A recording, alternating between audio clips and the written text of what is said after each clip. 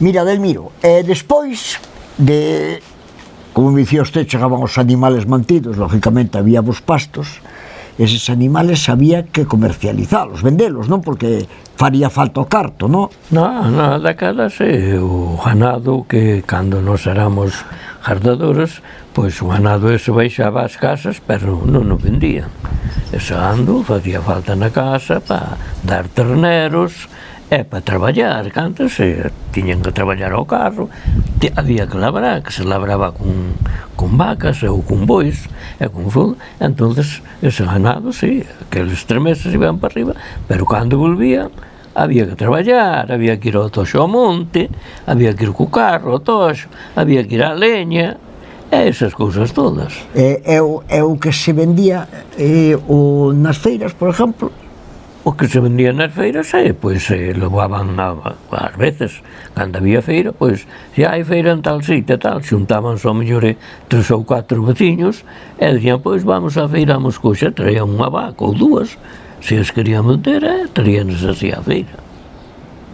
E así, sí. Vacas ou porcos ou cabras? Non, bueno, porcos así non levaban, que eu porcos así que me acordeu, non levaban. Pero sí, oia, antes había xente que levaba porcos á feira tamén a vender, pero eu xa de rapaz así porcos e así xa non me acordo. Agora de ir ás feiras, sí. E eses camiños? Os camiños a patas, era o que había, non había outra cousa. O sea, para ir á feira había que, mediodía era de caminata. Ti viñas aquí á feira a Moscoxa co ganado, tiñas que vir alá por Gargamala, e tiñas que salir do Bartia de Mera ás 3 da mañá para estar ás 8 aí.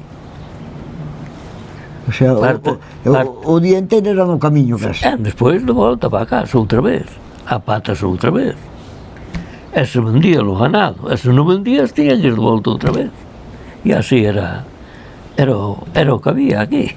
Porque na feira vendíase gando, pero supoño que sea parecida ahora, tamén se venderían outro tipo de cousas sí, hombre, na feira daquela había de todo, había roscolleiras que viñan con pulpeiro ou non? Viñan con roscolleiras, sí, o pulpo ese xa, iso é de toda a vida, había pulpeiros, había de todo. Pois non imagínome a pulpeira que venden de Carballiño. Daquela o que había de todo, o que só facía falta era o carto. É verdade. Bueno, pero se iba a feira e se vendía o jando, algo quedaría para tomar a taza. Para tomar, é a verdade, polo menos unha taza de viño daquela que era o que había, e así, sucesivamente, pero... Usted cree que algún día pode ser volver a ese tipo de gandería? Non, isto acabou todo. Pero así rotundo, non hai maneira? Non, isto acabou todo. Xa ten que, como dice o outro, vir a miseria máis grande que poida haber. Pero xa é moito máis fácil. Eu miro tratores noutros sitios que teñen tratores, todoterrenos que poden ir ao monte e volver en 5 minutos. Sí, pero... Entón non é dicir, teño que andar 8 horas para arriba, 8 horas para baixo, cargar cojando. Esta hora pode vir unha persona que teña cartos, alquilar aquí o monte, por exemplo, da Parroquia das Tacas, e montar aquí unha grande ganadería. Pode montala, pero ten que ser un fulano que, é verdade, como va cartos. Pero xente nova que veña atrás, agora, por exemplo, da edades, acaba esa edad, desean, e os que ven atrás, olvídate do tempo. É porque hai... que diferencia hai que vas por algunhas comarcas e hai cantidad de ganderías co gando estabulado, metido debaixo dunhas naves, ali pechado, comendo... Bueno, eu non miro erva alrededor. Entón, supoño que un animal criado aí, home, do que se come se cría, ou dice o refrán. Entonces, é por iso que non hai punto de comparación, porque eu comín algunha carne da criada no monte comparada coa de granja. Sí. Entonces, como é rentable nun sitio e noutro non? Porque esa xente xa se dedica a iso, esa xente que ten o ganado aí a comer e tal, son xente potentes, e entonces, claro, teñen xente a ganadería aí, e entonces ten comoderos, ten tal, baixan o anda aí, come e tal, pero non é o que había antiguamente. O que había antiguamente, ese rematou. O punto final, a dádese e acabou. O sea que somos a última generación que vamos ver jando no monte. Sí. O suído é grande, Cantas cabezas, porque eu ainda miro a jando, cantas cabezas pode haber no suído neste momento?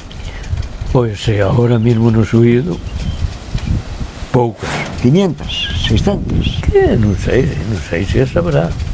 Non sei se saberá, non creo. Aquí no monte noso do suído, aquí non hai. Non é esa.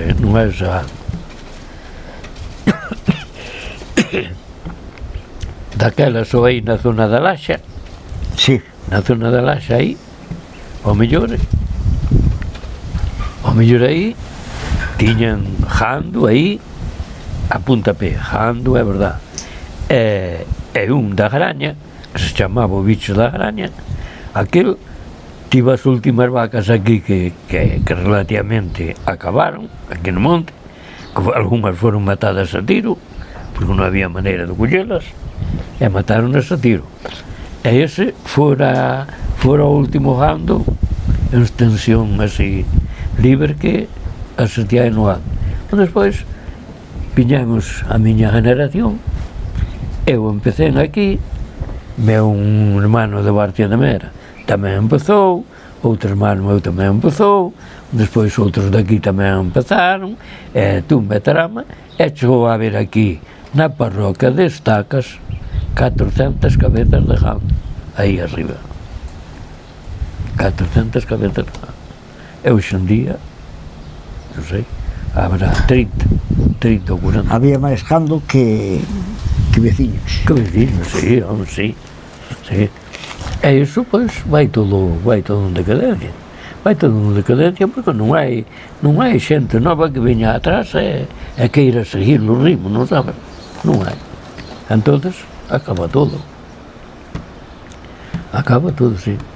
Mira, eu fui un presidente daqui da comunidade de Estacas, fui un presidente, e preparei no monte a tope, fixamos pastizales, fixamos bebederos, cerramos o monte todo, o que é da parroquia das Estacas, e puxamos o monte planchado. Falten eu, o monte está todo aberto, non hai pastizales, non hai tierras, non hai nada. Acabouse todo. Espero que as cousas cambien.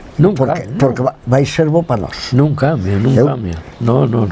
Mira, xa te digo, Delmiro, hai que soñar, porque se non soñas... Para cambiar a cousa, para cambiar isto, ten que vir fame como había antes. Eso non nada. Hoxe en día, queres chamar un xornaleiro, é verdad, para facer unha limpeza ou calquera cousa, e non hai